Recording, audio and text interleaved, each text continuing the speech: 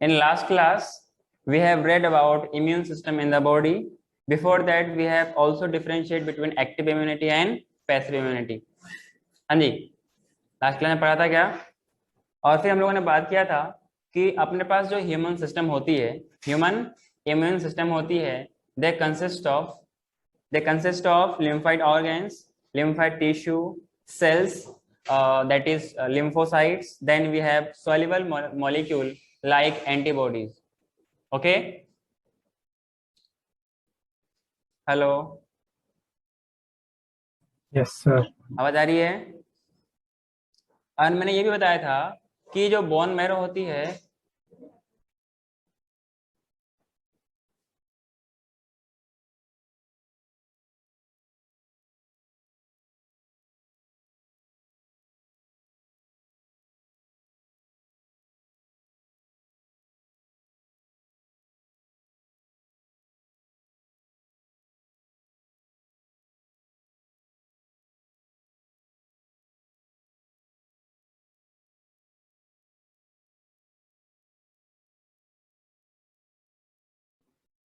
हाँ क्या बोला मैंने, प्राइमरी लिम्फाइड ऑर्गन्स में आपके पास क्या क्या आती है? बोन मैरो और थाइमस। ठीक है, तो write down the first point.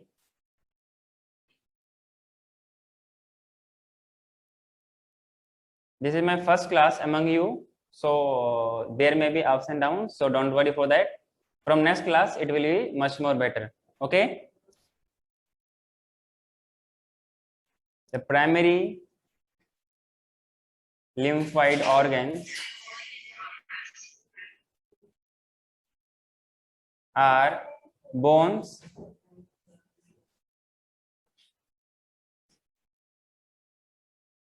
bone marrow, and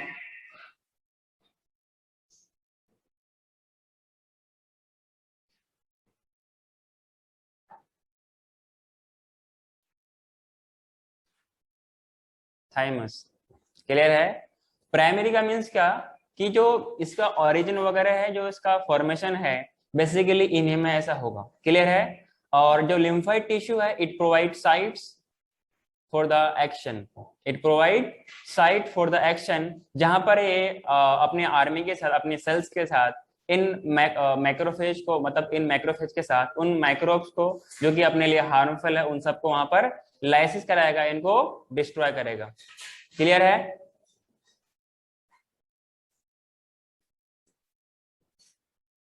हाँ जी, इतने बात समझे आप लोग? समझे क्या? यहाँ पर ये वो साइट है, bone marrow and thymus, these are the primary sites, because यहाँ पर क्या होता है, जो आपके पास इमेच्योर इमेच्योर लिम्फोसाइट्स होती है, जो सेल्स होते हैं, यहाँ पर ये डिफ्रेंशिएट होके क्या बनते हैं? एंटीजन सेंसिटिव लिम्फोसाइट्स बनते हैं।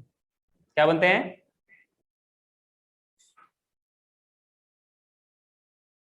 It is the place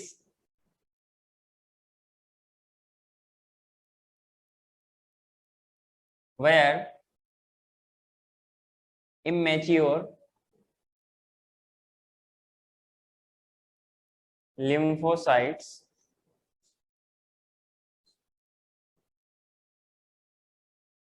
differentiates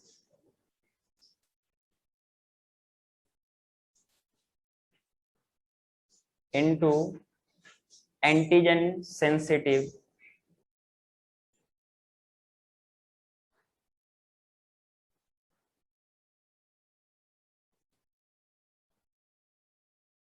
lymphocytes. What does it mean? It means that after the formation of these lymphocytes, they are not able to fight against these antigen.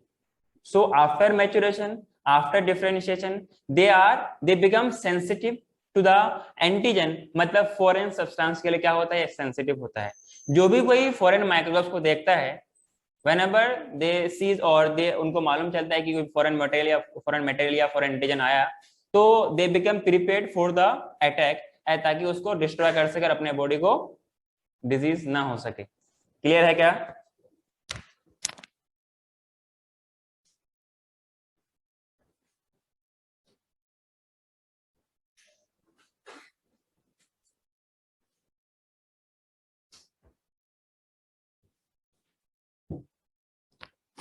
इतना लिखा आप लोगों ने क्या?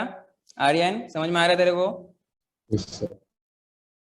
Then after this what happen, ये जो आपके पास मैच्योर जो इमेच्योर लिम्फोसाइट डिफरेंशिएट होकर के एंटीजन सेंसिटिव बनता है, देन फिर क्या होता है, ये माइग्रेट करता है कहाँ पर? सेकेंडरी लिम्फोइड ऑर्गन्स में।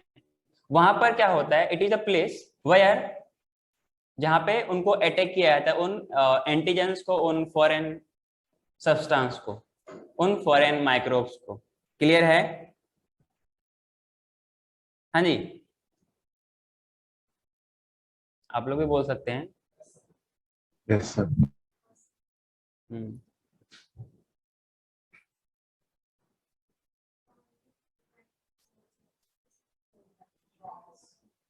चलेगा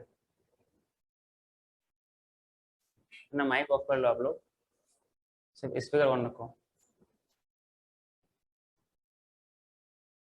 आफ्टर मैच्योरेशन,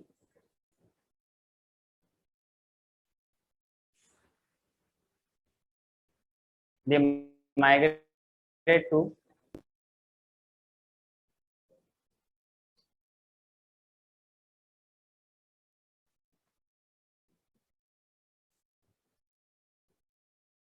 देगा मतलब लिम्फोसाइट्स या कोई other cells. After maturation the lymphocytes migrate to secondary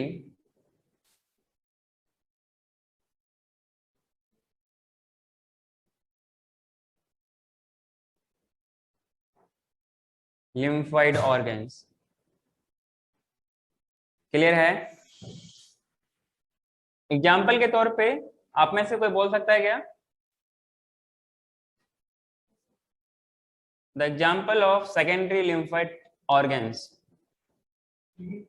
जैसे कि स्प्लीन और बोलिए, मैंने लास्ट क्लास में लिखाया भी था, लिम्फ नोड्स लिखाया था क्या? इसका मतलब आप लोगों ने रिवाइज नहीं किया है। सही बोला मैंने? टॉन्सिल्स था क्या? ये सब नहीं लिखा। 11 पे लिखा है। पेयर्स पैचेस, पेयर्स पैचेस कहाँ मिलती है? अच्छा, आप लोगों ने लिखा है, 11th वाला लिखा है। पेयर्स पैचेस कहाँ मिलता है? पेयर्स पैचेस कहाँ मिलती है? हाँ, स्मॉल इंटेस्टाइन में मिलती है। ठीक है ना? अच्छा, हमने लास्ट लेक्चर का आपको मैं नोट शेयर नहीं किया है ना, इसलिए शायद आपको नहीं मालूम चला। पेयर्स पैचेस क्लियर है क्या? तो these are act as secondary lymphoid organs. तो मैंने क्या बोला कि पहले वहां पर क्या होगा? ओरिजिन होगा, फॉर्मेशन होगा, देन फिर वो इमेच्योर लिम्फोसाइट किस में होंगे, मतलब समवॉट मैच्योरिटी में आएगी, ताकि वो जो फॉरेन एंटीजन है उसके अगेंस्ट, मतलब उनके प्रेजेंस से वो एक्टिव होकर के उनको डिस्ट्रॉय कर सके। इसका मतलब होता है एंटीजन सेंसिटिव। जैसे हम लोग बोलते हैं ना कि एलर्जी या फिर कुछ फॉरेन सब्सटेंस सेंसिटिव है, कि मेरा स्किन काफी सेंसिटिव है, थोड़ी थोड़ी इन्वायरमेंट चेंज होने से मेरी तबीयत खराब हो जाती है। ये भी एक तरीका क्या है? ज्यादा सेंसिटिवनेस है क्या? तो कुछ वैसे ही आपके पास यहाँ क्या पे होती है कि यहाँ पे जो आपके पास लिम्फाइड सेल्स है, लिम्फाइड जो आपके पास ऑर्गेन्स है, इसके अंदर जो सेल्स है वो एंटीजन के लिए सेंसिटिव होती है, ताकि उनके प्रेजेंस को मालूम कर सके और उसको डिस्ट्रॉय कर सके। Then फिर after maturation, these lymphocytes migrate to secondary lymphoid organ, for example, spleen, lymph nodes, tonsils, Peyer's patches। tonsils पता है आपको? lymph node पता है? lymph node कहाँ होती है? आर्मपिट में होती है, थाई के ग्रोइन में होती है। स्प्लीन कहाँ पे होती है? Just near the liver, pancreas के पास में होती है क्या स्प्लीन? इनिशियल क्लासेस में हमें स्प्लीन का मालूम नहीं चलता है, क्योंकि किसी भी आज तक आपने कोई भी डायग्राम ऐसा पढ़ा होगा डाइजेस्टिव सिस्टम का जहां पर स्प्लीन का लेवलिंग देखा हो? देखा है क्या आज तक? एनीवन? हाँ, क्योंकि उसमें ये किस में आता है? लिम्फोइड ऑर्गेन्स में आता है, इसलिए वहां पर इनका इंपॉर्टेंस इतना होता नहीं, मतलब उनको इंपॉर्टेंस ना दे करके, इसलिए हम लोग डाइजेस्टिव सिस्टम में। अच्छा, आज तक जो भी आप लोगों ने पढ़ा है वहां पर आपने क्या पढ़ा है? डाइजेस्टिव सिस्टम पढ़ा है, तो वहां पर लिम्फोइड का कोई जरूरत नहीं है। इसलिए वहां पर उसकी लेवलिंग नहीं होती है। क्लियर है? तो जब मैं फर्स्ट टाइम इनकी इस टर्म का सुना कि स्प्लीन क्या होता है, जब किसी ने पूछा तो फिर मुझे पता करना था कि ये होता क्या है। तो मैंने बहुत सारे डायग्राम सर्च किया नहीं मिलने के बावजूद फिर मैंने कई और डायग्राम सर्च किया, तो बाद में मालूम चला हाँ स्प्लीन स्प्लीन भी कोई ऑर्गेन पेनक्रियास की तरह होता है। और बाद में मालूम जब 12th में पहुंचे तो मालूम चला कि क्या है, लिम्फोइड ऑर्गन है, और वो भी कौन सा, सेकेंडरी। क्योंकि यहाँ पे हेल्थ एंड डिजीज आप लोग यहाँ पढ़ रहे हो, इसलिए आपको यहाँ पर बताई जा रही है। क्लियर है? वैसे पहले बताना चाहिए, ठीक है ना। आई थिंक आईसीएसई बोर्ड में होगा, आप लोग इसमें नहीं है, सीबीएसई वाले में नहीं है आई थिंक। इतना आप लोगों को बात समझ में आ रही है क्या? कोई दिक्कत है यहाँ तक? तो यहाँ पे अच्छा पेयर्स पैचेस मुझे बताने की जरूरत है कि कहाँ मिलेगा?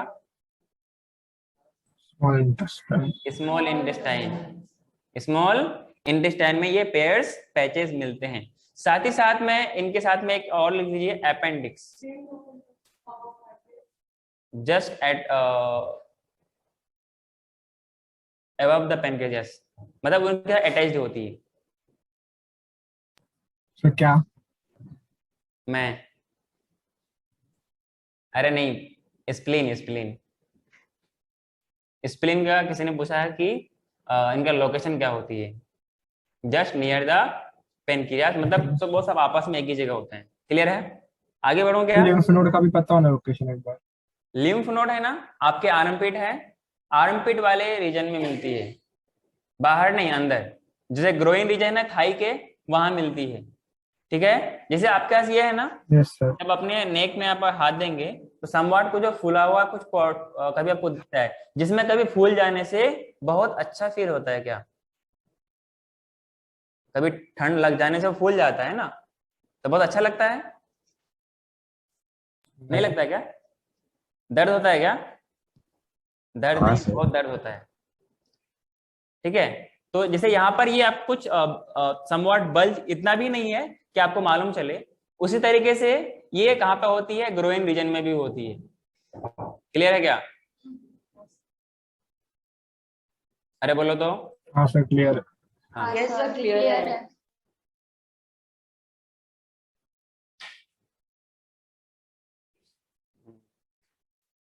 हाँ, नेक्स्ट बात करते हैं।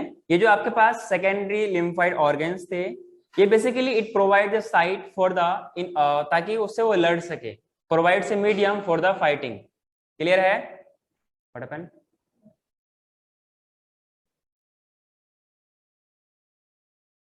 The secondary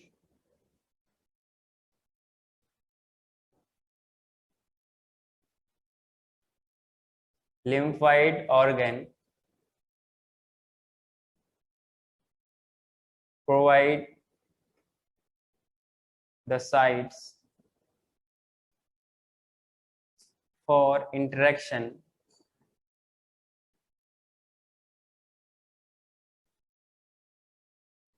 of lymphocyte with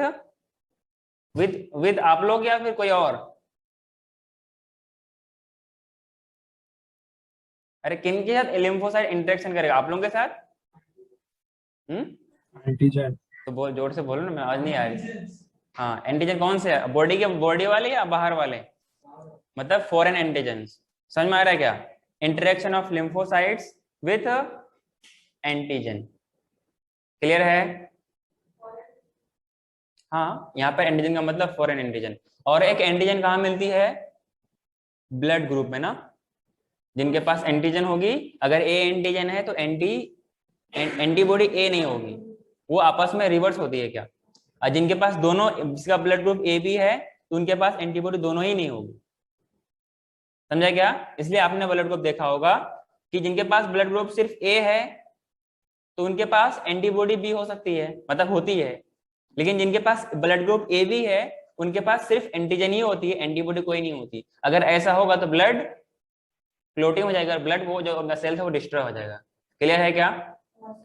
सो मतलब ये हुआ कि वो मैदान है जहां पर वर्ल्ड वार 1, वर्ल्ड वार 2 या वर्ल्ड वार 3 चला करते हैं, इसलिए आपको मालूम नहीं चलता कि मैं आप आए दिन हमेशा किसी न किसी माइक्रोब्स के इंटरेक्शन में रहते हैं, आपसे वो खेलते रहते हैं, लेकिन आप बीमार नहीं पड़ते क्योंकि आपके पास आपका इम्यून सिस्टम ठीक ठाक रहता है, स्ट्रॉन्ग रहता है।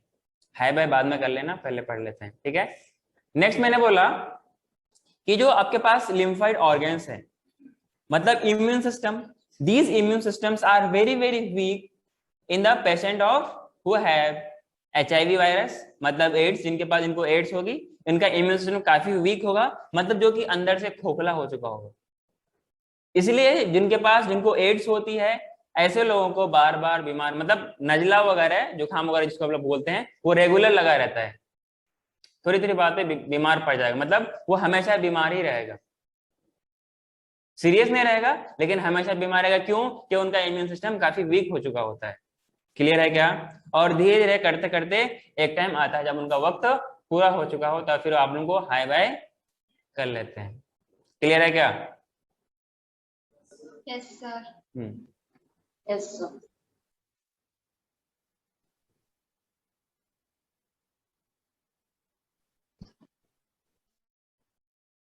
एंड आफ्टर दैट जब यहाँ पे माइक ऑफ करो,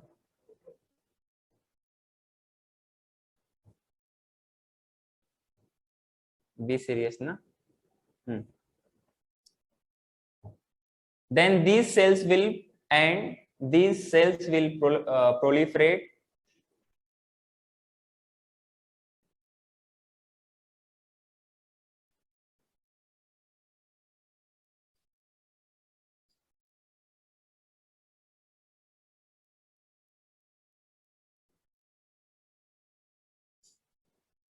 to become effector cells.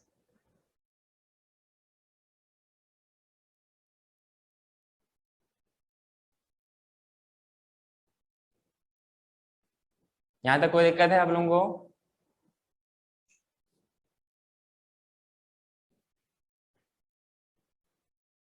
Next we have the bone marrow. This is the main lymphoid organs. Clear है? The bone marrow is the main lymphoid organ. Next week में आप लोगों का test है क्या? तैयारी हो चुकी है? संडे। हाँ, मतलब इनकमिंग संडे तैयारी हो चुकी है? क्यों?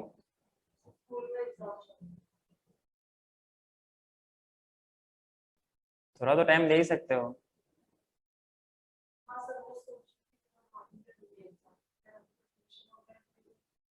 नॉट अलाउड, बाद में कोई एग्जाम नहीं होगा। उसका छूटा, बोलते ना, जो सोया सो गया।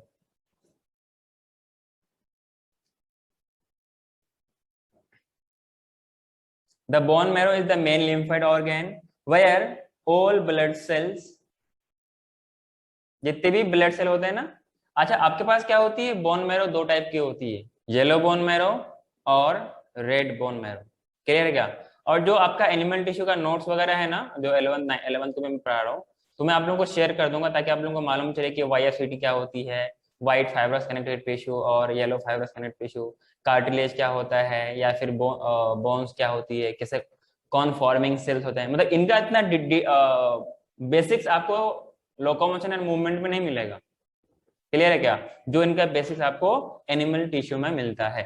क्लियर है? तो मैंने क्या बोला? Old blood cells, the bone marrow is the male lymphoid organ where all blood cells are form. Clear है क्या? इसमें सारे सेल्स में आपके पास क्या आते हैं? लिम्फोसाइट्स भी आते हैं।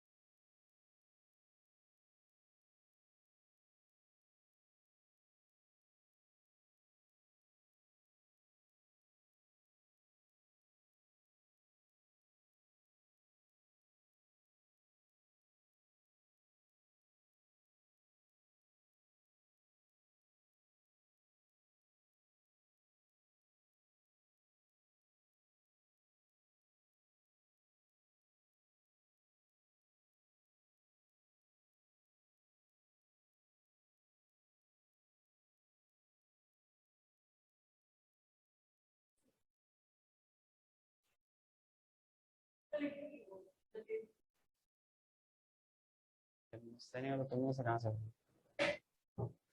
आप लोगों ने लिखा था क्या? Hello Yes, sir. आर्यन, आप लोगों ने लिख लिया था? हाँ सर। किसी का छूटा था क्या? कहाँ तक लिखा था आप लोग?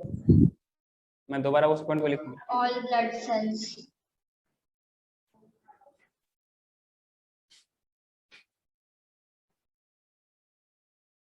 The bone marrow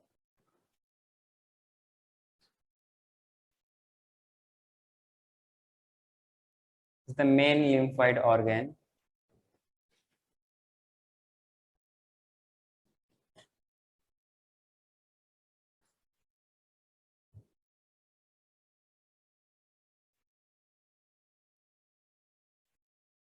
where all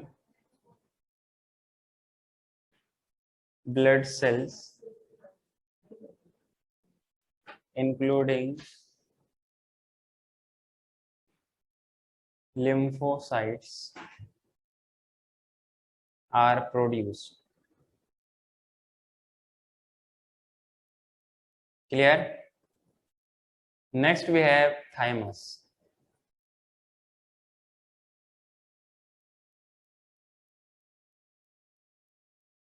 Thymus, it is a lobed organ और ये कहाँ पे होती है? हार्ट और स्टर्नम के बीच में.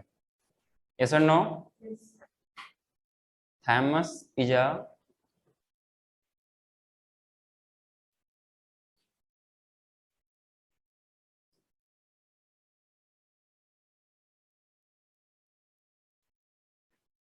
a lobed organ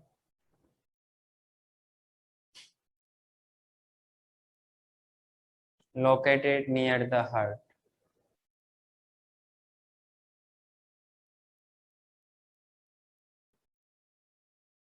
and beneath the, अच्छा उसी स्टर्नम को हम लोग दूसरे नाम और दूसरे नाम से भी जानते हैं, सो क्या बोलते हैं?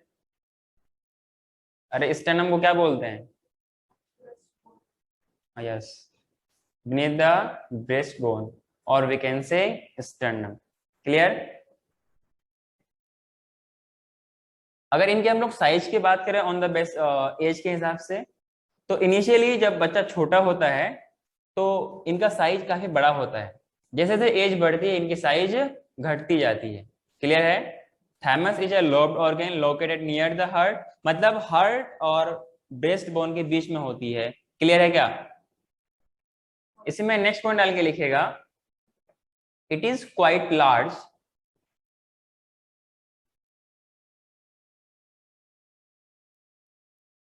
Eight size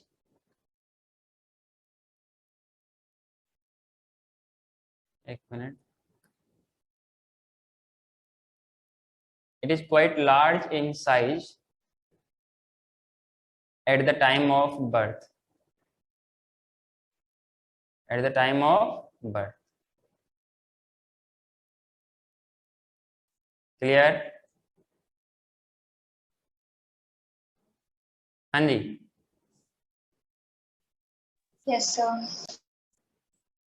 But keeps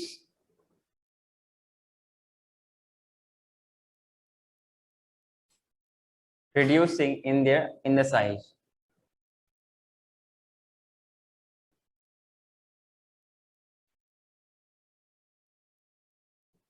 With age, मतलब एज बढ़ती जाएगी, उसे बढ़ना चाहिए लेकिन वो घटती रहती है क्योंकि आपके पास अदर इम्यून सिस्टम का जो पार्ट्स है वो स्ट्रॉन्ग होती है. क्लियर है क्या? And by the time of puberty,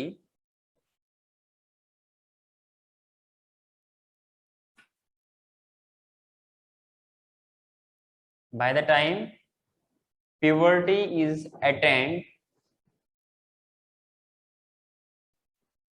और प्यूबर्टी क्या होती है?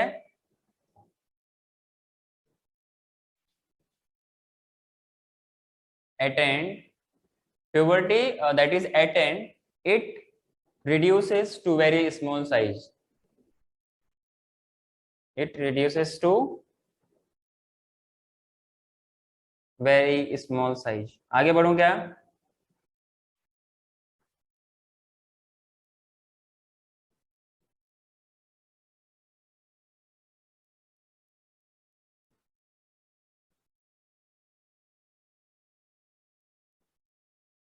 कोई दिक्कत है क्या?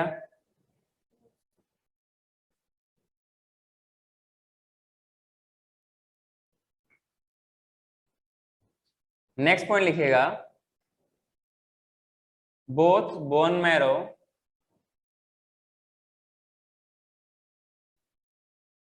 Both bone marrow, bone marrow के बारे में वो लोग अच्छे से जानते होंगे जो लोग नॉन वेज कंज्यूम करते हैं। क्लियर?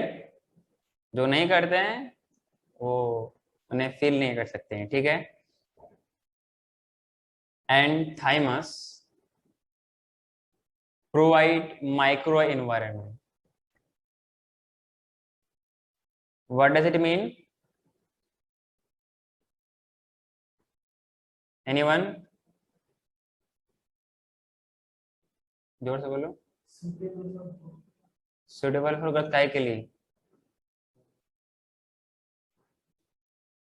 जो भी अपने पास लिम्फोसाइट्स है ना, बी लिम्फोसाइट्स और टी लिम्फोसाइट्स, इनके लिए एक साइट, एक जगह प्रोवाइड करती है। इसलिए हम लोग क्या बोलते हैं, एक छोटा सा एनवायरनमेंट, इसका नाम क्या दिया, माइक्रो एनवायरनमेंट, सो दैट के उनका डेवलपमेंट, उनका फॉर्मेशन, उनका मैच्योरेशन हो सके। क्लियर है?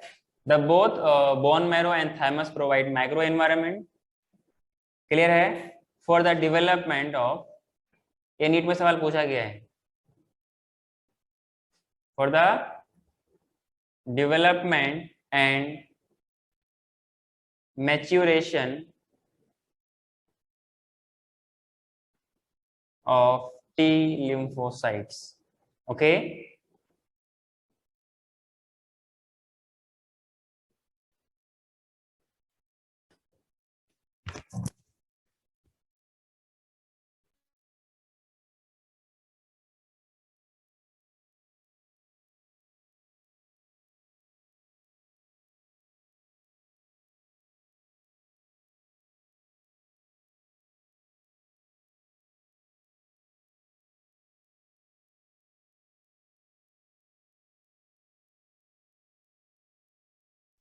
हरिशिका।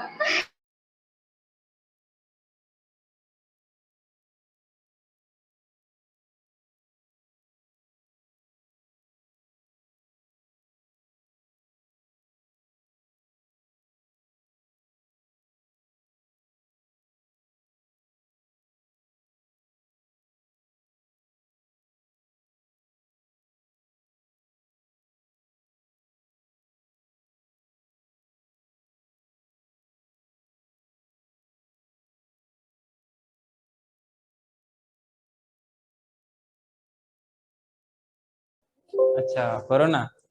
Okay okay.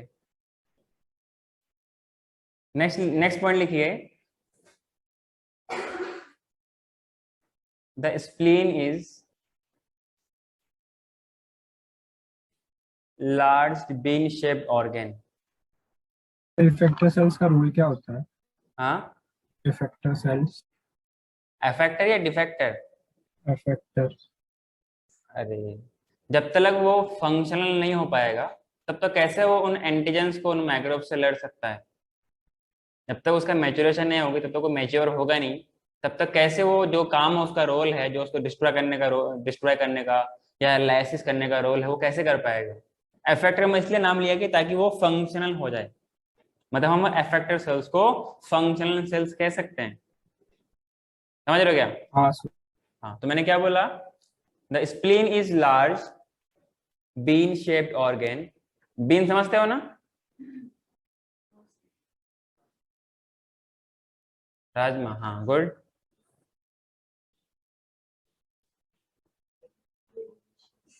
ओके, और कोई? इट मेनली कंटेन्स lymphocytes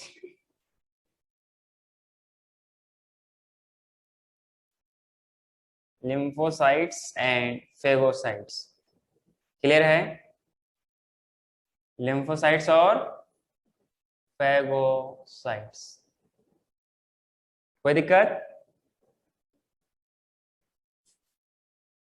हाँ No, जी, sir.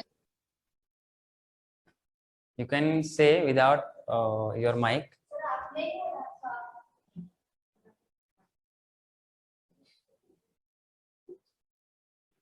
लिखा है क्या आप लोगों ने? The spleen is large bean shaped organ, it mainly contains lymphocytes and phagocytes. Clear है? स्प्लीन का दूसरा फंक्शन क्या होता है? It acts as filter. Clear है क्या?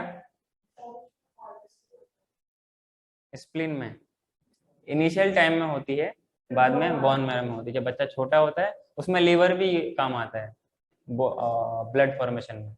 लेकिन जैसे बच्चा बड़ा होता है, जैसे आप लोग बड़े हो गए ना, जब बड़े के बहुत बड़े हो गए हो, इसलिए आप लोगों के बोन मैरो वो भी उसमें आरबीसी का फॉर्मेशन होता रहता है। क्लियर है? तो मैंने क्या बोला? It acts as filter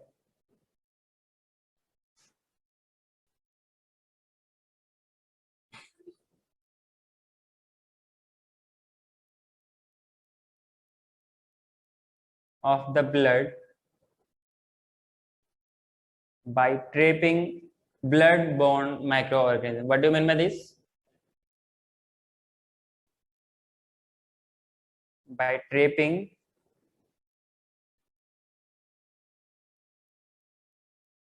blood-borne microorganism. Blood-borne microorganism मतलब क्या होता है? Whatever the microorganism which are present in blood and causes disease, उनको क्या बोलते हैं? Blood born. बोर्न का मतलब प्रेजेंट होना।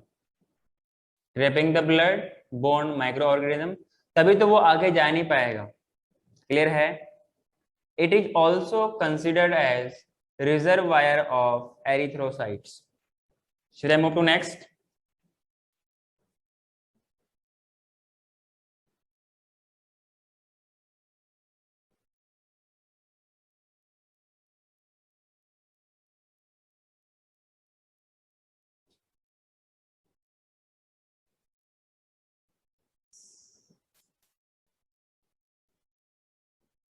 आगे बढ़ूं क्या?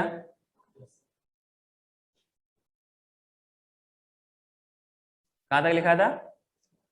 Blood borne micro organism. Next point इसमें लिखिएगा, spleen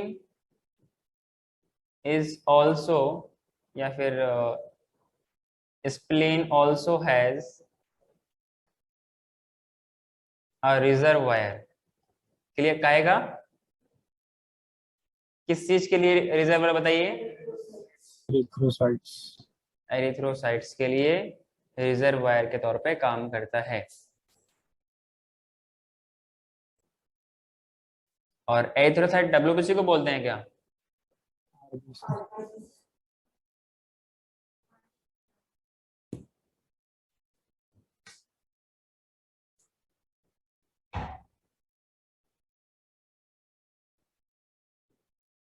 Spleen has also a large reservoir of erythrocytes.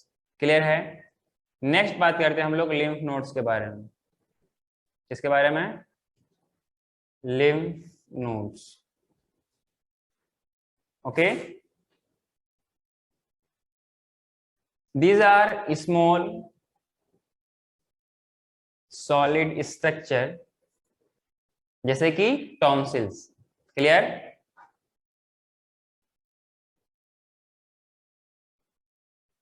Located at different part. तो ये पिछला वाला एक बार वापस बताओ ना पूरा। ऊपर वाला पॉइंट क्या? नहीं, अच्छा, पिछला स्लाइड। मतलब ये लिम्फोइड ऑर्गन को शॉर्ट में बताओ ना। वेट, बता रहा हूं। Along the lymphatic vessels,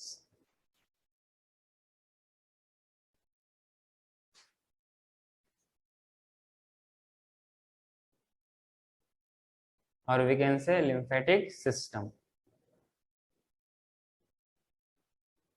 Clear?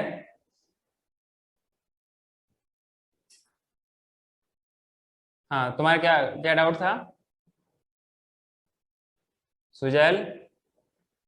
Sir वो थोड़ा रिकैप दो ना उसका, किसका? दोबारा बोलो। लिम्फोइड ऑर्गन का। मैंने बोला लिम्फाइड ऑर्गन्स ये वो ऑर्गन्स होती है जहां पर ऐसे एक साइट प्रोवाइड करता है जहां पर लिम्फोसाइट्स उन एंटीजन के साथ इंटरेक्ट करते हैं और उनको डिस्ट्रॉय करते हैं। क्लियर है? हाँ। और मैंने क्या बताया इसके बारे में, बोलो। आपने स्टार्टिंग में वो सब पढ़ते हैं ना, प्राइमरी लिम्फोइड ऑर्गन्स वो सब। हाँ, primary in the sense primary वो जो पहले काम आएगा, मतलब जहां पे इनका फॉर्मेशन होगा, जहां पर क्या होगा, इनका मैच्योरेशन होगा, जहां पर इनका डिफरेंशिएशन होगा। क्योंकि जो इनिशियली जो प्राइमरी स्टेज में प्रेजेंट होंगे तो प्राइमरी कहलाएगा। जो फर्स्ट ऑफ जो पहले काम आएगा उसको हम लोग क्या बोलेंगे, प्राइमरी बोलते हैं ना। प्राइमरी। जो बाद में आएगा उसको सेकेंडरी बोलते हैं। तो प्राइमरी इसलिए बोलते हैं क्योंकि उनमें ये सारा काम होता है। उसमें कौन कौन आपके पास आता है बताइए? बोन मैरो और थाइमस, जहां पर ये सारा काम होता है, मतलब इनका फॉर्मेशन होता है और इनका डिफरेंशिएशन होता है और इनका मैच्योरेशन होता है। क्लियर है क्या? हाँ सर। देन फिर क्या होता है, ये सेकेंडरी लिम्फाइड ऑर्गन्स में माइग्रेट करते हैं। और सेकेंडरी लिम्फाइड ऑर्गन में क्या क्या आता है, मतलब जहां पे ये एक कोई ट्रैपिंग के तौर पे काम करता है, कोई फिल्टर के तौर पे काम करता है, कोई साइट प्रोवाइड करता है जहां पर वो इंटरेक्ट करते हैं उन एंटीजन के साथ, जैसे कि स्प्लीन है, नोड्स है, टॉन्सिल्स है, पेयर्स पैचेस है और अपेंडिक्स है। क्लियर है क्या? हाँ।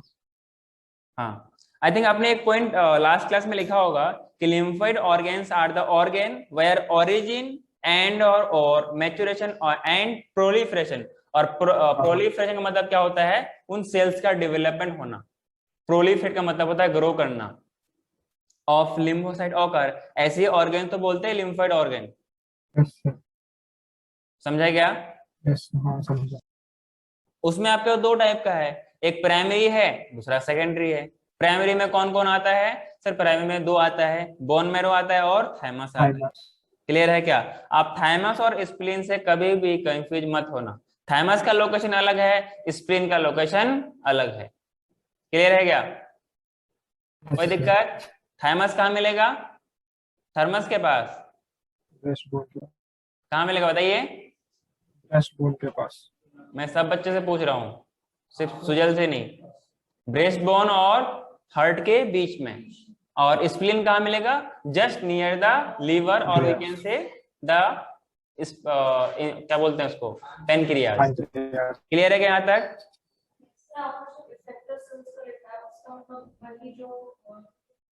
हाँ सर। फंक्शनल सेल्स को एक्चुअली अफेक्टर सेल्स बोलते हैं, क्योंकि अफेक्टर इसलिए ताकि वही तो काम करेगा। अगर वो काम नहीं करे तो फिर इफेक्टर सेल कहलाएगा नहीं। और वो कब होगा? जब वो डिफरेंशिएट करेगा, जब वो डिफरेंशिएशन कर सकता है। क्लियर है?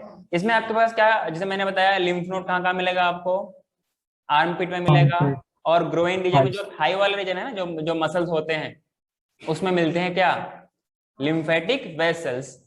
और क्या मिलेंगे? लिम्फ नोड भी मिलते हैं। लिम्फ नोड का मतलब क्या होता है? गेड़ा होता है, छोटा सा गांठ गांठ टाइप का, बिल्कुल कुछ इस तरीके का स्ट्रक्चर। जैसे मान लो ये अपना वेसल्स है, तो इस तरीके से साइड प्रोवाइड करेगा।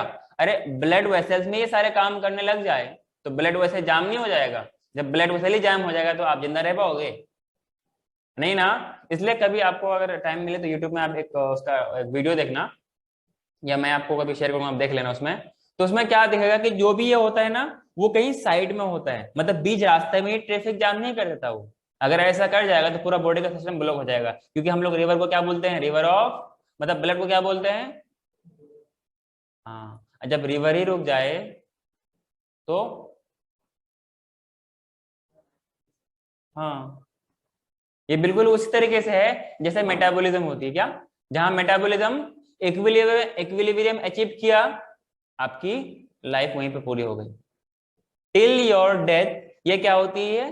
डिसबैलेंस, मतलब कि फॉरवर्ड बैकवर्ड, ये मतलब इक्विलिब्रियम में कभी भी नहीं होती। क्लियर है क्या? तो सिमिलर कोई केस यहां पर होता है, ब्लड फ्लो होता रहेगा तो लाइफ चलती रहेगी, ब्लड फ्लो खत्म तो लाइफ भी खत्म। समझा क्या सुजल? हाँ सर समझा। हाँ, नेक्स्ट मैंने क्या बोला लिम्फ नोड के बारे में? लिम्फ नोड और इससे पहले वाले में क्या फर्क है आपके पास? Spleen. Spleen is a large bean shaped organ. Clear है क्या? लिम्फ नोड क्या है? ये छोटे छोटे सॉलिड स्ट्रक्चर्स हैं जो कि डिफरेंट डिफरेंट पार्ट्स पे लिम्फेटिक वेसल्स में प्रेजेंट होते हैं। क्लियर है क्या? हेलो, इसमें नेक्स्ट पॉइंट डाल के लिखेगा, ये जो आपके पास लिम्फ नोड है, it's nodes, these nodes serves as to trap microbes or microorganisms or other antigens or other antigens. Clear?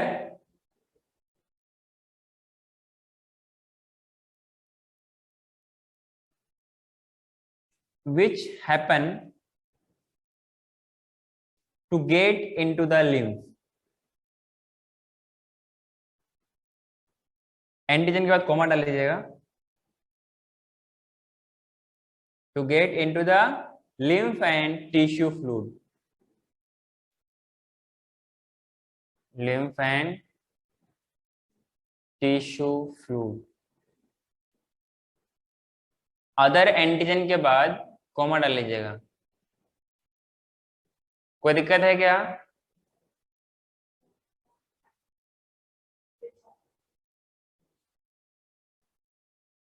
सब मैन लिखा क्या? विच तो बोला था, विच हैपन ऐसा इसीलिए होता है ताकि ये लिम्फ और टिश्यू फ्लूइड तक इनको पहुंचा सके। अगर उसको ट्रैप ही नहीं करेगा तो कैसे उन टिश्यू फ्लूइड तक और उन लिम्फ तक ये पहुंच पाए? क्लियर है क्या? आगे बढ़ूं क्या मैं?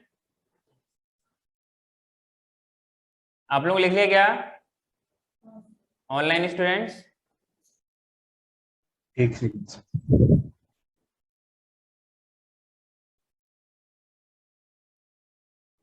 और जैसे ही वो एंटीजन उन लिम्फ नोड में ट्रैप हो जाएगा, और ट्रैप होने से क्या होगा?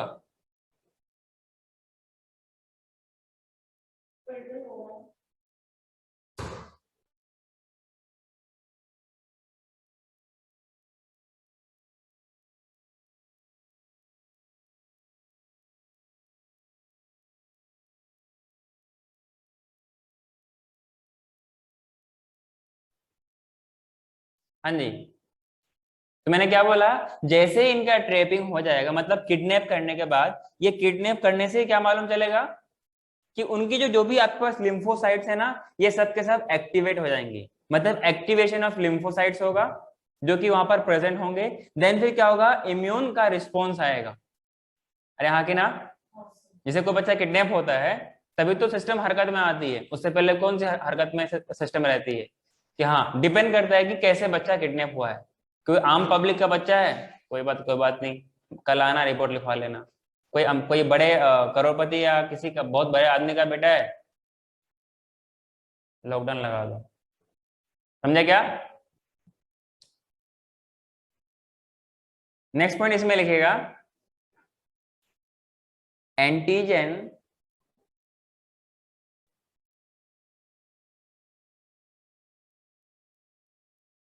trapped in the lymph node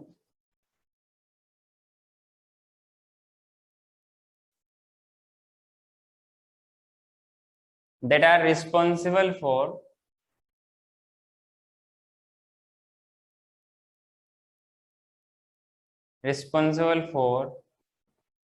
the activation of lymphocytes. Clear है? समझा कि नहीं कैसे वो एक्टिवेट होंगे? फिर लिम्फोसाइट एक्टिवेट होगा, और जिनके एक्टिवेट होने से क्या एक्टिवेट होगा? उनका इम्यून सिस्टम का रिस्पॉन्स आएगा कि चलो बेटा देखते हैं कौन हमला करने आया है। ठीक है, जरा हम भी तो देखें क्या हो रहा है। Responsible activation of lymphocytes. यहां तक कोई पिछला स्लाइड दिखाओगे? अभी तुमको याद आ रहा है? एक वेट करो, मैं दिखा रहा हूँ। lymphocytes present there and cause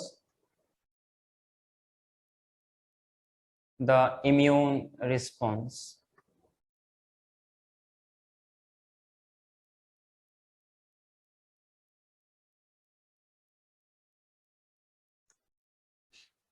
इतना लिखा क्या? हाँ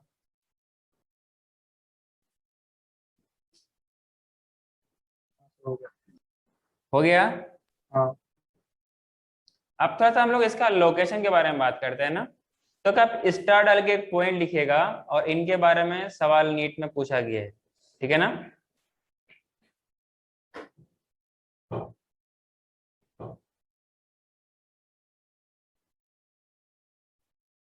डरो मत, भूत नहीं है, भूत नहीं है, डरो मत।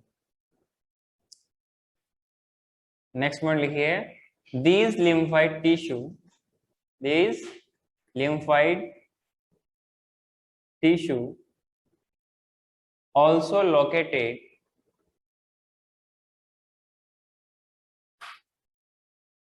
within the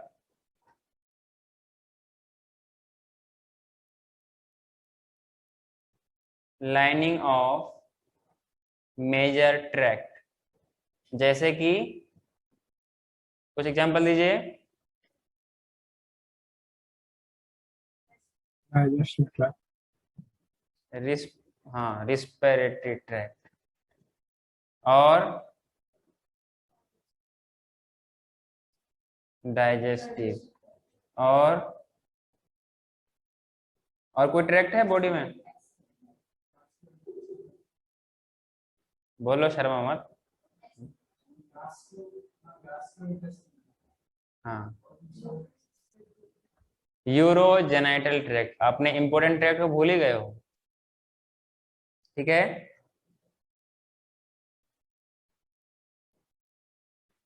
मतलब एक्सक्रेशन अगर होगा नहीं, मतलब यूरिनेशन नहीं होगा, तो इंसान की जिंदगी बेहाल हो जाती है। तो आपने एक ही बोला। हाँ, क्यों है? माइक्रोब्स को ट्रैप करने के लिए। Since there is a pore and there is chances of getting into the microbes in the areas. इसलिए मैंने एक दो पॉइंट मैंने बोला था एक ही केस में, जब हम लोग ह्यूमन रिप्रोडक्शन पढ़ रहे थे। क्या मैंने बोला था कि फीमेल्स को यूरिनरी ट्रैक्ट का इन्फेक्शन में ज्यादा चांसेस होता है? क्यों? Due to short urethra. रास्ता कम, अगर देखो हमला करने का रास्ता कम होगा तो ज्यादा चांसेस है कि वो अंदर चला जाएगा और वो डिजीज कॉज करेगा। और रास्ता लंबा रहेगा तो कहीं ना कहीं तो मारा जाएगा। मान लो एक हमले से, एक गोली से बच गया, दूसरे गोली से बच गया, किसी ना किसी गोली से तो मारा जाएगा ना। तो सेम कुछ केस यहाँ पर है। क्लियर है क्या? ये सारे ट्रैक्स लिख लिए आप लोगों ने। और ऐसे ही ट्रैक्स को हम लोग क्या बोलते हैं? रेलवे ट्रैक नहीं है, ट्रैक्स है, ठीक है ना। Called as mucosal associated lymphoid tissue।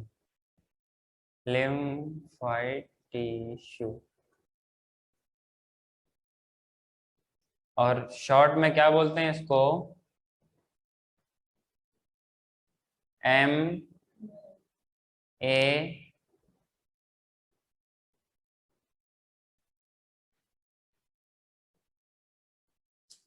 नहीं है यहाँ पर।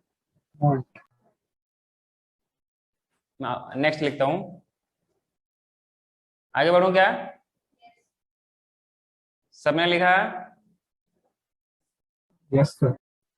MAL नहीं, MALT, ठीक है ना। म्यूकोसल एसोसिएटेड लिम्फाइड टिश्यू, इनका फुल फॉर्म भी पूछा गया है, ठीक है। इट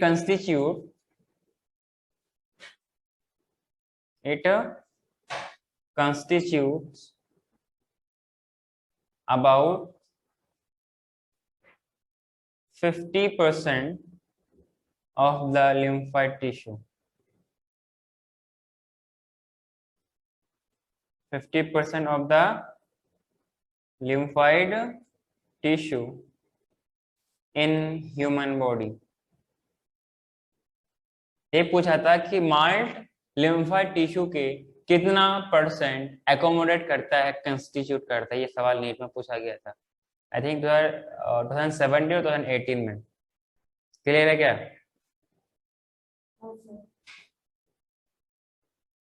बहुत इंपॉर्टेंट पॉइंट है ये। आगे बढ़ूं? Should I move to next? कोई Yes, sir. दिक्कत?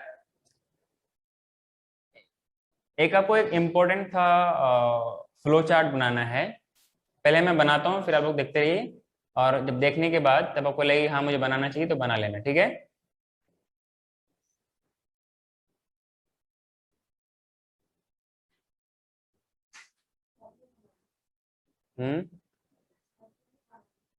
वेट, पहले आपको मैं किसकी बात करूंगा? बोन मैरो की। किसकी बात करूंगा? Bone marrow. क्लियर है? बोन मैरो में किसका फॉर्मेशन होगा बताइए? लिम्फोसाइट्स।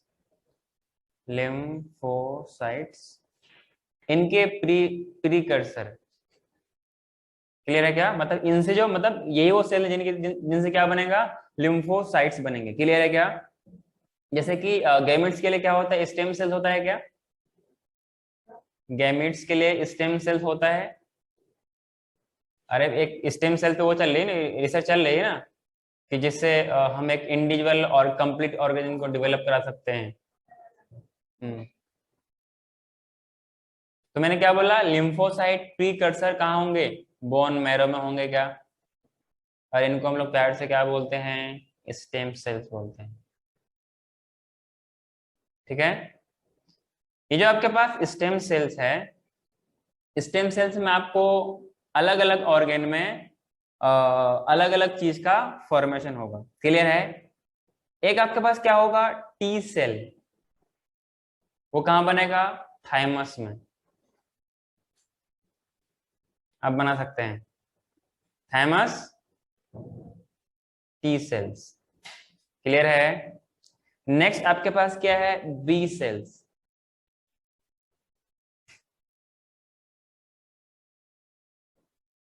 इसमें आपको अलग अलग टाइप्स मिलेंगे।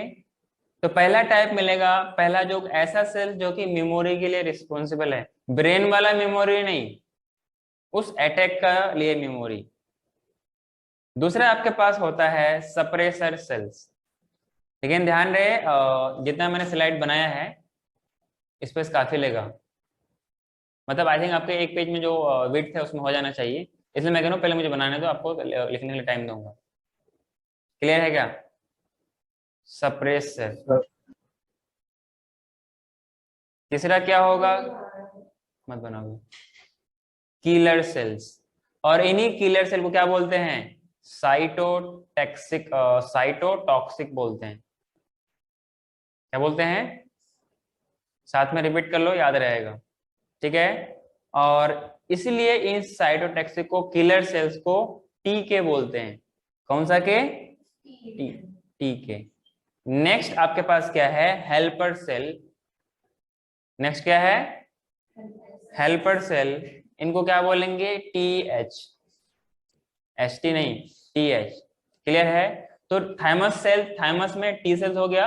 और इससे के लिए क्या आप चार टाइप ऑफ सेल होगा क्या? मेमोरी के लिए होगा, सप्रेसर के लिए होगा, किलर होगा, उसी को साइटोटॉक्सिक भी बोलते हैं। नेक्स्ट क्या होगा आपके पास? हेल्पर सेल्स होगा। क्लियर है? यहाँ पर जो आपके पास बी सेल्स है, ये काम क्या होगा? हेल्प करेगा। क्लियर है क्या? यहां से बी सेल्स के लिए एक आप मेमोरी लिखिए, मेमोरी। नेक्स्ट लिखिए प्लाज्मा सेल्स। Plasma cell. ये जो हेल्पर सेल है ना, ये बेसिकली हेल्प करेगा किसको? बी सेल्स को। याद है कि हम लोगों ने पढ़ा था कि बी सेल्स को हेल्प करता है, और क्या हाँ सर. और उनसे डायरेक्टली इन्वॉल्व तो नहीं होता, लेकिन इसको हेल्प करता है ताकि वो काम करे। इसलिए मैंने बोला पॉजिटिव फीडबैक। क्लियर है क्या? इतना तो आप लोग समझे क्या? हाँ, तो पहले आप लोग ये वाला, चलो मैं जितना बनाए उतना और बनाना पड़ेगा। मतलब मेमोरी उसमें सब में और एक डिवीजन होगा, क्या कह रहे हो? तो इसके बाद कैसा? मतलब इतना विड्थ और लगेगा। होगा? हाँ, ठीक है. नहीं इसको जल्दी बनाओ।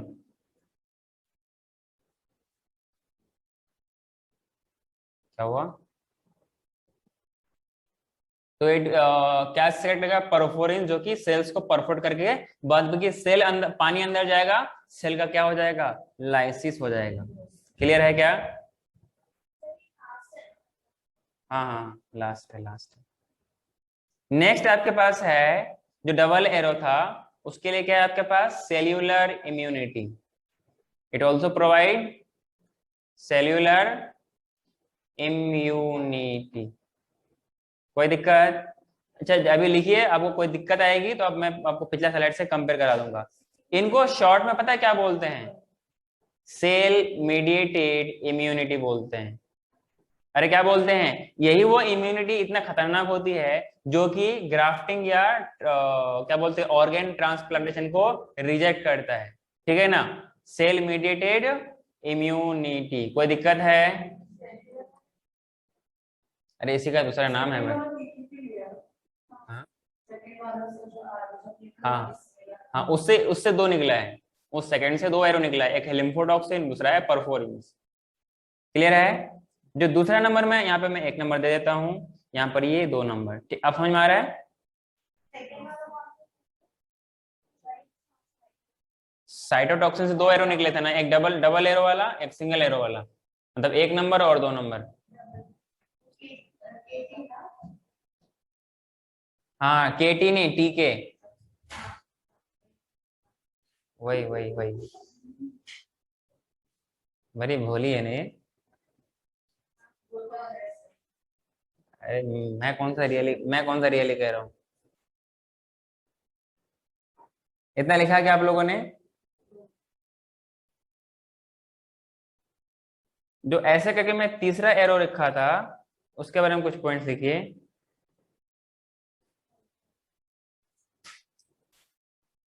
इनका भी इसमें क्या देखे, लिखिए सीक्रेट्स। आर्यन समझ में आ रहा है क्या? हाँ sir. It will secrete cytokines. Clear है क्या?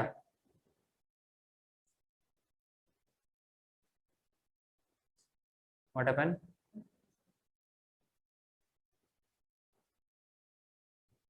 साइटोकाइंस में आपका क्या आता है? लिम्फोकाइंस। क्या आता है? लिम्फोकाइंस।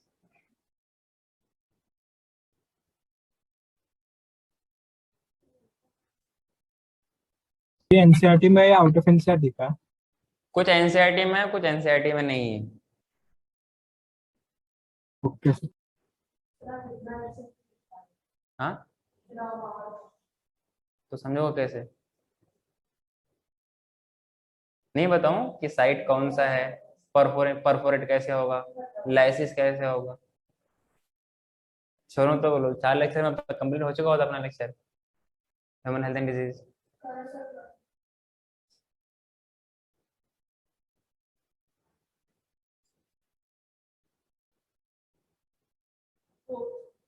एक मिनट।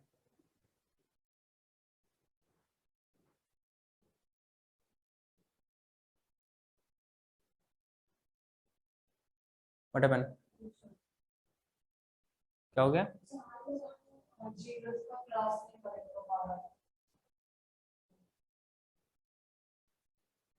कौन सा लगता है उनको चार्जर? ये लगता है क्या?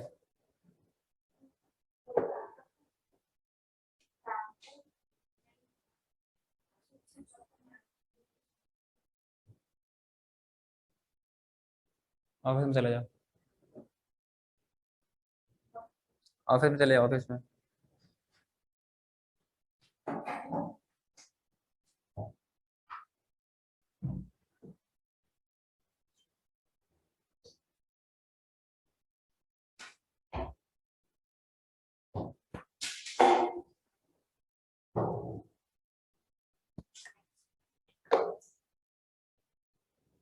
इतना लिखा आप लोगों ने क्या?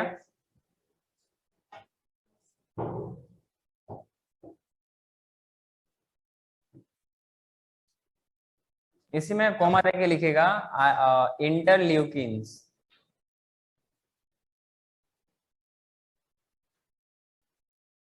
इनको शॉर्ट में क्या बोलते हैं? ILS।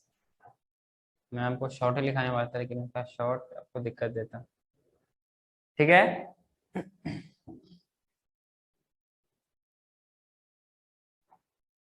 And it acts as immunomodulator. Modulator अभी आप लोग फिजिक्स में पढ़ने वाले हो कि इनको क्या करता है? इनहांस करता है। क्लियर है क्या? It act as modulator. Clear है? ILS, interleukins are the group of cells which acts as immunomodulators.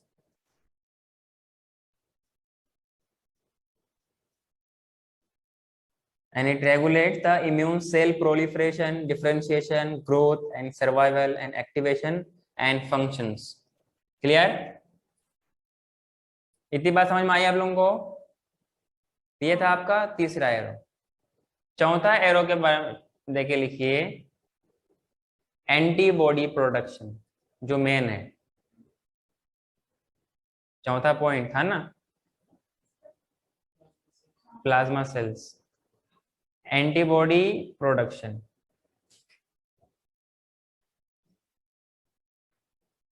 जो मैं अब लिखाने जा रहा हूं ये बहुत बहुत इंपॉर्टेंट है। याद रखने के लिए आपको क्या नाम याद रखना है? जैसे जनरली लोग खुशी दिया करते हैं ना, आपको क्या याद रखना है? गम दे। क्या याद रखना है? आप किसी से डिमांड कर रहे हैं कि मुझे गम चाहिए, ठीक है ना? वैसे आपको जो भी चाहिए वो आपकी पर्सनल चीज है, लेकिन यहाँ पर क्या चाहिए आपको? गम चाहिए। क्या चाहिए?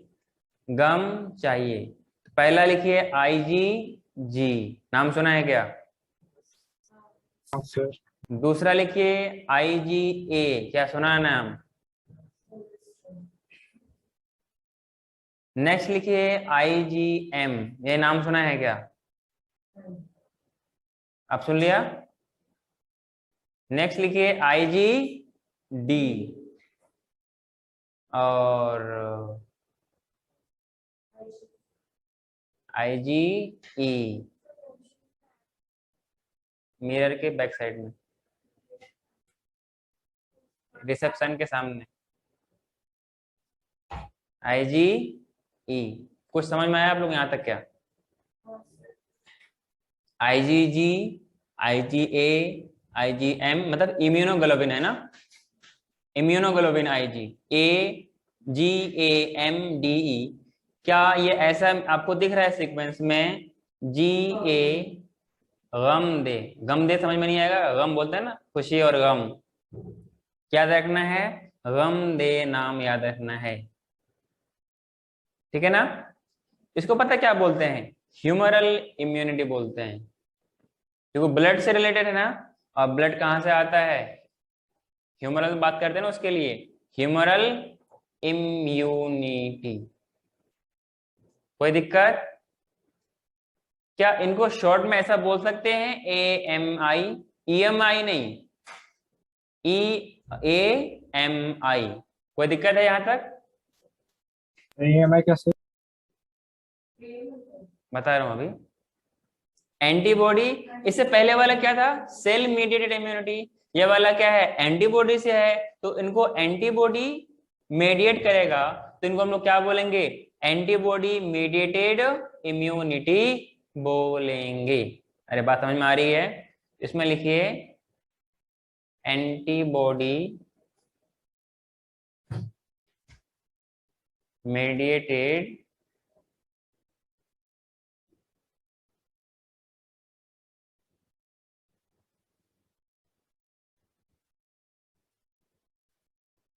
इम्यूनिटी, और इनको शॉर्ट में लिखिए AMI। ठीक है? कुछ बात समझ में आई क्या? तो आपके पास दो टाइप का हो गया ना, एक सेल वाला हो गया, एक एंटीबॉडी वाला हो गया। आगे बात करोगे बताइए? इसको हम लोग उसे पढ़ने वाले हैं। तो ये था आपके पास एक फ्लो चार्ट, जो कि मैंने आपको अभी बताया। थक गए क्या आप लोग? थक गए? हाँ सर, क्या? हाँ ठीक है, ठीक है, ठीक है, नॉट एन इश्यू। लिखा क्या? Antibody mediated immunity. और साथ में आप लोग रिपीट कीजिए, AMI और CMI। CMI का मतलब जो कि सेल्स के थ्रू, सेलुलर इम्यूनिटी या सेल्स के थ्रू। और कौन सा सेल? lymphocyte, killer cell. क्या किलर सेल कहाँ से? थाइमस सेल से। क्या? और थाइमस कहाँ से? लिम्फोसाइट प्रीकर्सर सेल से। क्या? और लिम्फोसाइट प्रीकर्सर सेल कहाँ से? बोन मैरो से। अरे कुछ समझ में आई क्या? आगे बढ़ूं?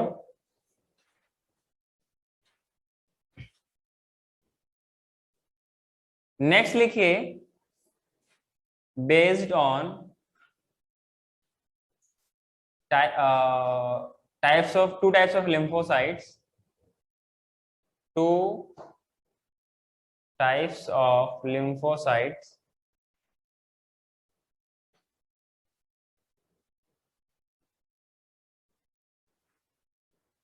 अपने पास कितने टाइप के होते हैं?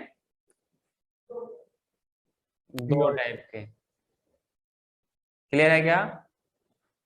Two types of active immune system. Active immune system. कोई दिक्कत? दिक्कत है तो बोल सकते हो। पहला नंबर में क्या होगा? CMI। इनको S लगा दें। S का मतलब क्या है? देखो हम लोगों ने इतना लिखा है।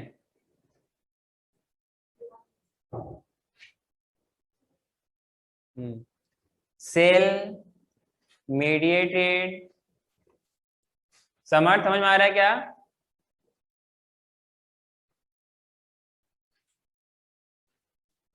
आर्यन? सर आ रहा है सर। और इनको हम लोग ह्यूमरल इम्यूनिटी। अच्छा ये था क्या? Cellular immunity. Cellular immunity. कोई दिक्कत? और ये कहां से आया था? अरे बोल, कहां से आया था? T सेल से। क्लियर है यहां तक? हेलो, आगे बढ़ूं क्या मैं? जल्दी करूं। 1 मिनट। दूसरा है AMIS.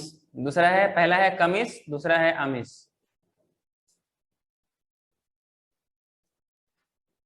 Antibody mediated immune system, इसको क्या बोलते हैं? Humoral immunity. इनके लिए कौन सा सेल रिस्पॉन्सिबल होता है? बोलिए।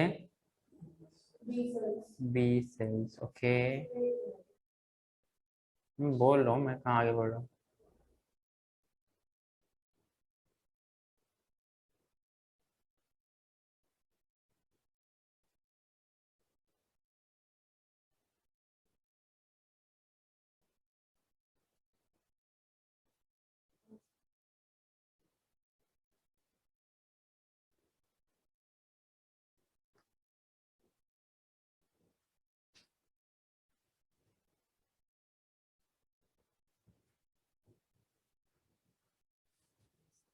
आगे बढ़ो। दूसरा नंबर देखिए, लिखिए। कमिस हो ह्यूमन गया। हेल्थ किधर तक डालोगे? हाँ, टेस्ट में ह्यूमन हेल्थ किधर तक डालोगे? One second. और टेस्ट के पोर्शन में ह्यूमन हेल्थ और नर्वस टेस्ट के किधर तक पोर्शन डालोगे? में कहाँ तक डाल रहे हैं? 12th का अपना क्लास तो नेक्स्ट होगा नहीं। और ये लास्ट होगा क्या? हाँ, मतलब कैसे हो पाएगा? हाँ सर। मतलब मुझे लगा पीछे। एग्जाम से पहले लास्ट क्लास है ना? हाँ सर। हाँ, तो उसका मतलब यहीं तक आएगा। और सर नर्वस में? ज्यादा है? क्या क्या सिलेबस में आ रहा है? बस 5 ही?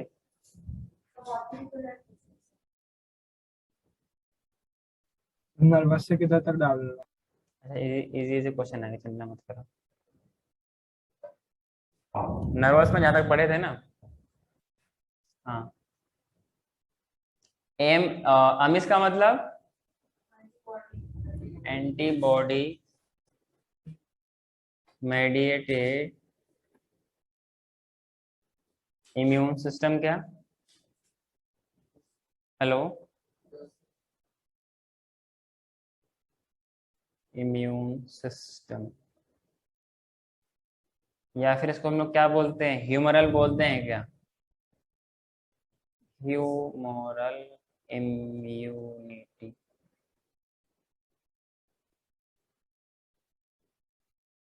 और इनको ये कहाँ से आया, टी सेल या बी सेल से?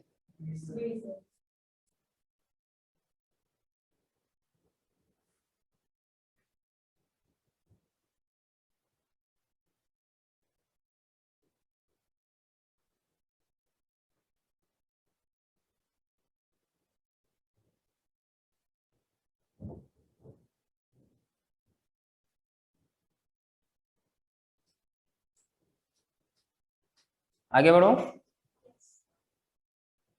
पहले हम लोग बात करते हैं सीएमआई के बारे में, ठीक है ना? CMIS, इसको हम लोग डिटेल से पढ़ते हैं। तो जो मैं लिखा रहा हूँ आपको एज इट इज तो सीक्वेंस में आंसर टीम नहीं मिलेगी, पर अलग अलग जगह में आपको सारे पॉइंट्स मिल जाएंगे। क्लियर है? हाँ, जैसे मैंने क्या बोला कि जो आपके पास, अच्छा एक पॉइंट आप लोग और लिख लीजिए इसमें,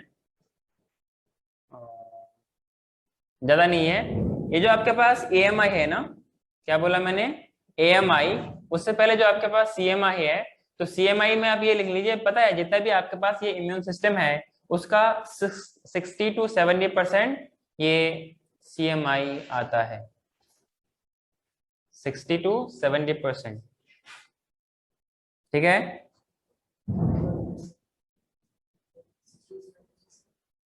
जो आपका इम्यून सिस्टम है, on the basis of number of cells, जो पोर्शन है, जो जो कवर करता है जितना ये CMI, वो कितना है, 60-70%। क्लियर?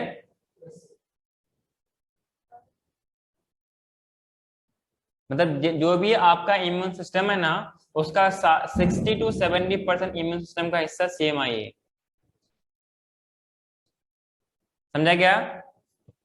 किसी को कोई दिक्कत है, चाहे ऑनलाइन वाले या ऑफलाइन वाले को दिक्कत है तो बोल देना, क्योंकि सॉल्यूशन मेरे पास है, वो कहीं और बोलने से नहीं सॉल्यूशन मिलेगा ना। दिक्कत होगा तो अपन को ही शेयर करना है।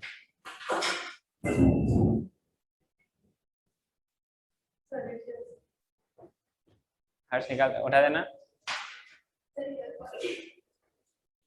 बहुत बदतमीज हो ना।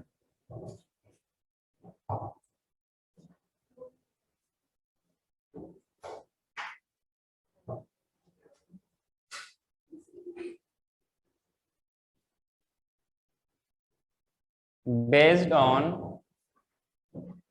T helper cell, या we can say T cells ना, ये आपके पास कितना है, 60-70%, और रेस्ट क्या है, AMI वगैरह, AMI और AMIS।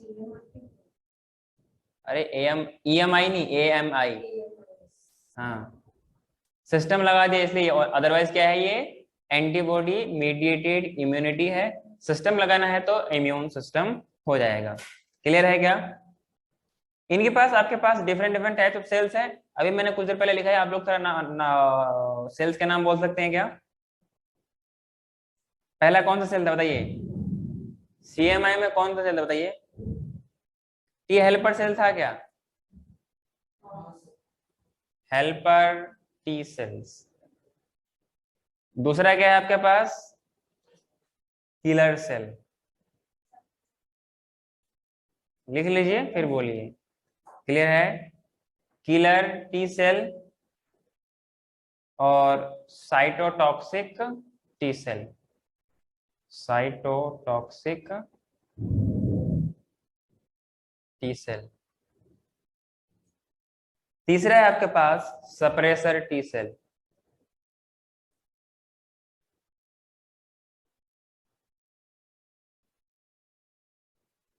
Suppressor T cell. चौथा आपके पास क्या है, मेमोरी टी सेल।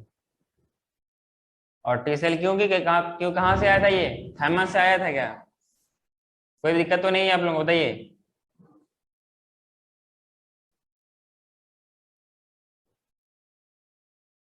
मुझे ना सारी आवाज सुनाई पड़ती है, ठीक है। My ear my ear is very sharp as well as आई।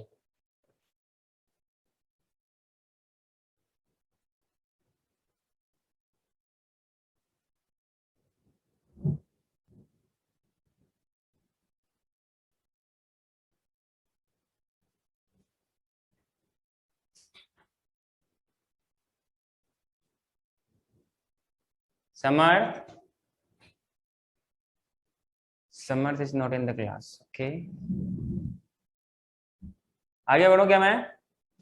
अच्छा, जैसे ही बाहर से कोई फॉरेन एंटीजन आपके बॉडी में एंटर करेगा तो पहला उसे कौन इंटरेक्ट करेगा?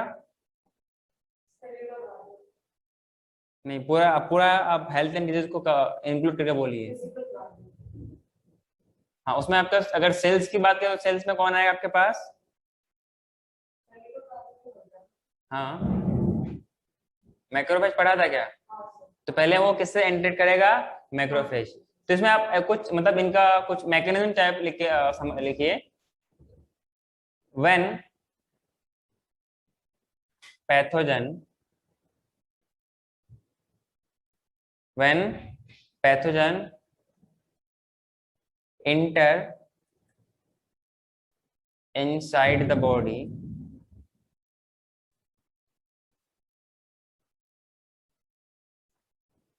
first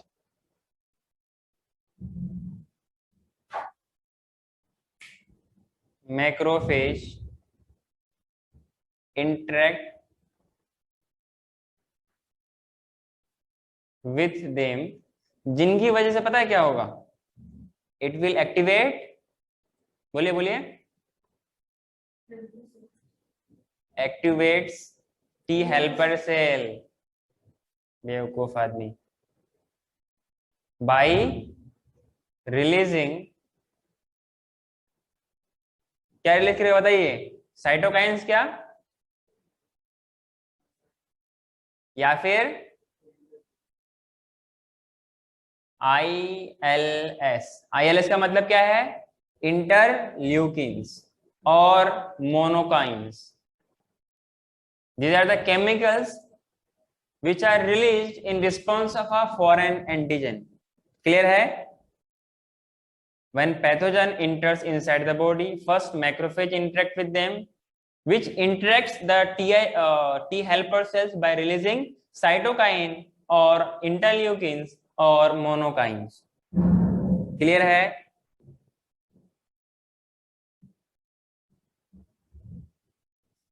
इसमें आप मैकेनिज्म डाल के लिख सकते हैं, ठीक है।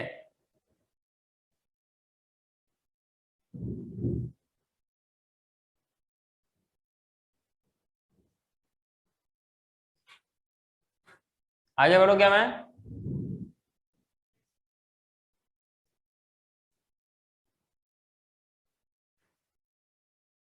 ये जो आपका पहला टी हेल्पर्स, क्या हुआ? पिछला slide.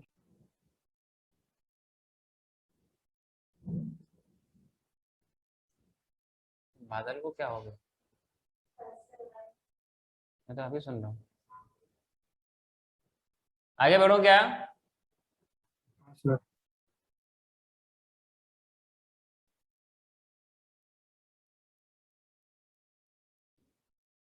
Helper T cell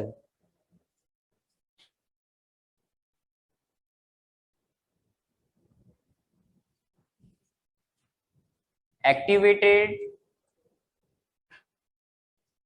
helper cell. ये साइटोकाइंस में आएगा वो। क्या हुआ? ये किस में लिखना है?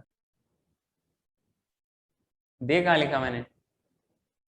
अरे अपने पास 4 टाइप्स ऑफ सेल्स थे ना, ये हम लोग CMI के अंदर पढ़ रहे हैं।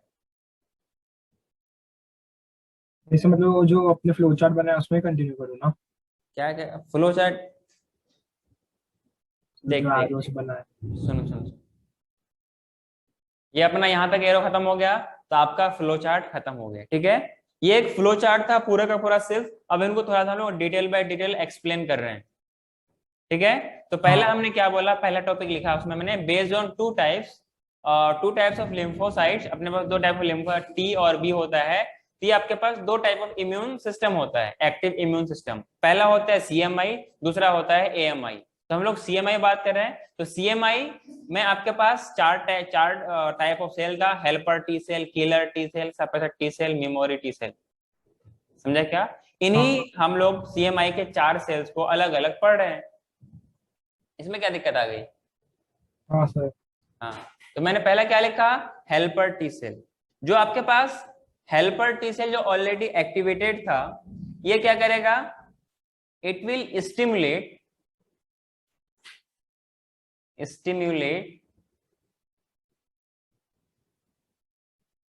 Killer T cell. क्लियर है? Killer T cell and B cell. कोई दिक्कत है यहां तक? and they starts dividing and starts dividing and produce clone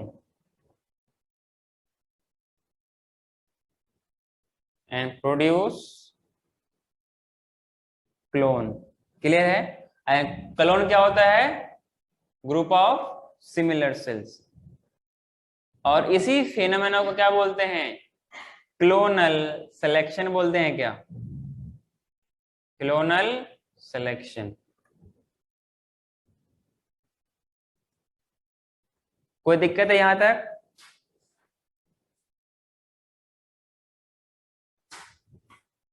after that what will happen? Clonal selection समझाओ। अरे इन्हीं को, ये जो starts dividing and produce clone ना, मतलब देख, जैसे बाहर से फॉरेन एंटी, पहला वाला पॉइंट है, मैंने क्या लिखा इधर कि when pathogen इंटर्स inside the body, first macrophage will interact with them. जिनके इंटरेक्शन से क्या होगा रितिका, क्या होगा? टीएच सेल्स एक्टिवेट हो जाएगा। एक्टिवेट क्यों होगा? क्योंकि वो रिलीज करेगा क्या? साइटोकाइन और इंटरल्यूकिन्स या मोनोकाइन्स। इनके करने से वो क्या हो जाएगा? एक्टिवेट हो जाएगा। ये जो एक्टिवेटेड सेल है which will stimulate the killer cell and the B cell, इनके स्टिमुलेट करने से क्या होगा? ये अपना नंबर बढ़ाना शुरू करेगा। अरे जब ब्लड टेस्ट करता है, इन्हीं को तो देखते हैं कि अगर कौन सा एंटीबॉडी या कौन से सेल्स बढ़ गए हैं बॉडी में, जिनके हिसाब से तभी तो मालूम चलता है कि हाँ कुछ न कुछ तो आया था बॉडी में। फिर उनके हिसाब से हम लोग और फर्दर टेस्ट कर कंफर्मेटरी टेस्ट करते हैं। समझा क्या? सर लेकिन ये क्लोन का क्या रेफरेंस है इसमें? ये है ना क्लोन, प्रोड्यूस क्लोन। क्लोन का मतलब सिमिलर टाइप ऑफ सेल्स को क्या बोलते हैं? क्लोन तो बोलते, मैंने एक्सप्लेन तो किया पहली बार में। हाँ। मतलब जब ये मैंने क्या बोला, इट स्टार्ट्स डिवाइडिंग, तो अपने ही टाइप को, क्योंकि वो सारे के सारे वो पैथोजन को डिस्ट्रॉय करना होता है, सारे के सारे पैथोजन को डिस्ट्रॉय करेगा। अगर अपने ही टाइप के सारे सेल्स नहीं बनाएगा तो कैसे काम करेगा? कैसे उसको डिस्ट्रॉय करेगा? हाँ। समझ रहे हैं क्या? इसी प्रोसेस को क्या बोलते हैं? क्लोनल सिलेक्शन बोलते हैं। कोई ये हाई फाई या कोई एडवांस टर्म मैंने नहीं बोला, बस उसको मैंने, उस प्रोसेस को मैंने क्या बोला? क्लोनल सिलेक्शन, जहां पर अपने सिमिलर टाइप ऑफ सेल्स बहुत सारे बनने लगते हैं। क्लियर है क्या? हेलो, कोई दिक्कत? जैसे ये इनका फॉर्मेशन होगा, इनके फॉर्मेशन होने से क्या होता है? दे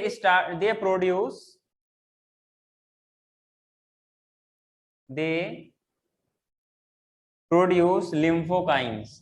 पहले पढ़ा था कुछ देर पहले, अभी हम लोगों ने क्या? लिम्फोकाइंस, इनको हम लोग बोलते हैं मैसेंजर मॉलिक्यूल। देखो मैं एक सिंपल, इन सारे चीजों को पढ़ाने के लिए मैं एक सिंपल सा टर्म बोल रहा हूँ कि जो फिनोमेना होता है ना, आप हर दिन बीमार नहीं पड़ते हो, आए दिन बीमार नहीं पड़ते, क्योंकि अपने बॉडी के अंदर बहुत सारी चीज चलती रहती है। समझ रहे क्या? जब ये चीज अच्छे से नहीं इनकॉर्पोरेट कर पाती है, तभी आप बीमार पड़ते हैं। समझ में आ रहा है कि नहीं बताओ? इसलिए मैं ये सारा पॉइंट आपको लिखा रहा हूँ, कैसे कैसे अंदर ये सारा चीज होता है। क्लियर है क्या? वो लिम्फोकाइन प्रोड्यूस करेगा, क्योंकि देख मान लो कोई सेल यहाँ पर है, अब वो चाहेगा पूरा मैंने क्या बोला, आर्मी, उन आर्मी को लेके आएगा ना, तो कैसे आएगा जब तक ये इसको पूरा इनवाइट नहीं करेगा। तो ये जो आपका लिम्फोकाइंस है, इसको हम लोग क्या बोलते हैं, मैसेंजर मॉलिक्यूल बोलते हैं। क्या बोलते हैं? हेल्पर टी सेल्स लिम्फोकाइन्स प्रोड्यूस करेगा ना।